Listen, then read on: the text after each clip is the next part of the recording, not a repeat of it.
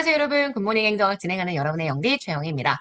자, 우리 오늘 2일차 행정 가치 중에 공익 얘기 좀 해보려고요. 공익 얘기 이번에 수업 시간에 또 했는데 여전히 좀 헷갈려 하시는 분들이 있어서요. 제가 요거 저의 용어로 다시 한번 정리해 드리려고요.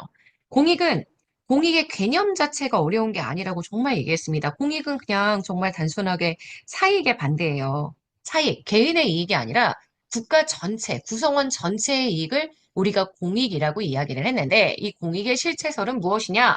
아시겠지만 사익의 합만으로는 절대 공익을 설명할 수 없다. 사익 플러스 사익을 아무리 해도 이건 절대 공익이 될 수 없다. 공익은 사익을 초월하는 무언가가 있다. 이렇게 이야기하는 관점이고, 자, 공익의 과정설. 제가 맨날 얘기했지만 사익 플러스 사익을 합니다.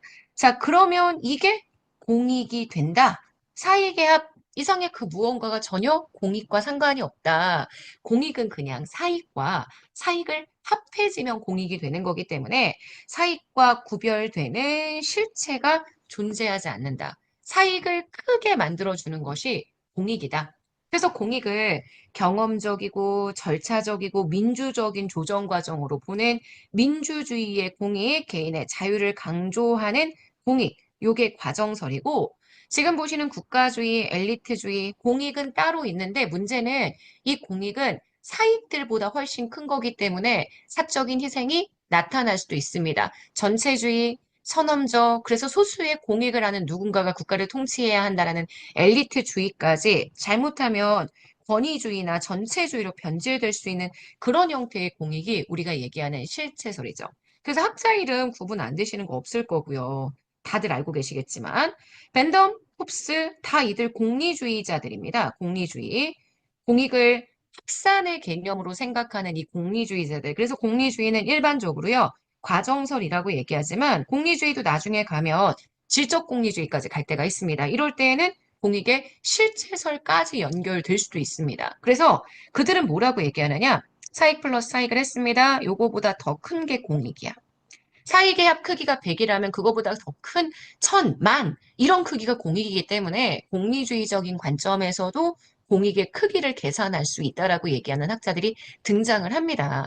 그래서 공리주의는 과정설에서 실체설로 변화를 했기 때문에 우리 공리주의는 사실 과정설이라고 많이 정리하지만 100% 과정설이라고 얘기할 수는 없습니다. 실체설의 내용과도 연결될 수 있는 부분이 쭉 있기는 한데 대부분 공리주의 내용들이 과정설과 비슷한 부분들이 많기 때문에 일단은 편하게 정리하기 위해서 공리주의는 과정으로 보자. 그리고 공리주의는 일단 사익의 합을 공익으로 보기 때문에 지금 보시는 이 사익을 합하는 과정을 통해 공익을 설명한다. 이렇게 얘기했다. 제가 말씀을 드렸었습니다. 이 얘기를 왜 하냐면 지금 보시는 이러한 2015년의 지방직 구급 이런 거 좀 까다로워 하셔서 제가 설명드린 거죠.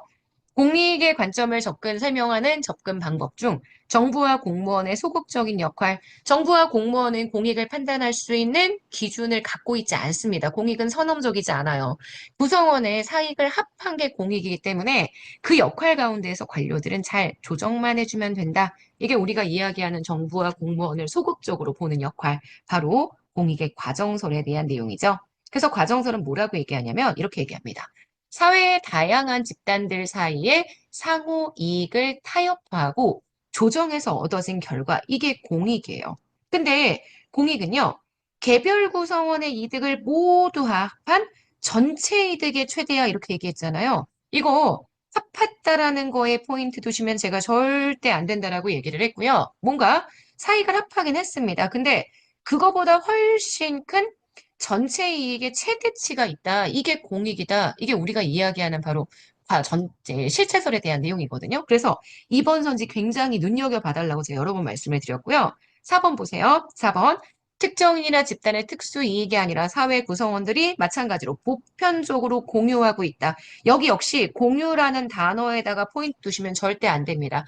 보편적으로 누구나에게나 이득이 발생한다라고 얘기하는 거기 때문에 이거 역시 사익의 한만으로 공익을 설명할 수 없다. 이런 의미로 봐주셔야 돼서 지금 보시는 2번하고 4번 선지, 2번 제가 형광펜으로 쭉 한번 거볼게요. 이 선지 전체, 그 다음 집단의 특수한 이익이 아니라 구성원 전체가 보편적으로 공유하는 이익, 이렇게 얘기하는 요 내용, 이 두 가지가 정부와 공무원의 소극적 역할이 아닌 적극적 역할, 바로 공익의 실체설 내용이다. 제가 이걸 진짜 많이 강조했었습니다.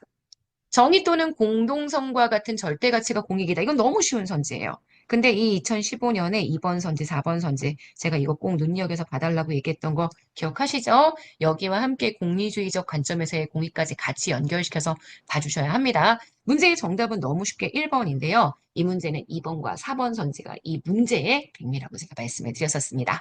자, 2번 가볼까요? 2022년 지방제 9급에서 출제가 됐던 공익입니다. 자, 실체설에 의하면 공익은 사익을 초월하는 겁니다. 맞아요.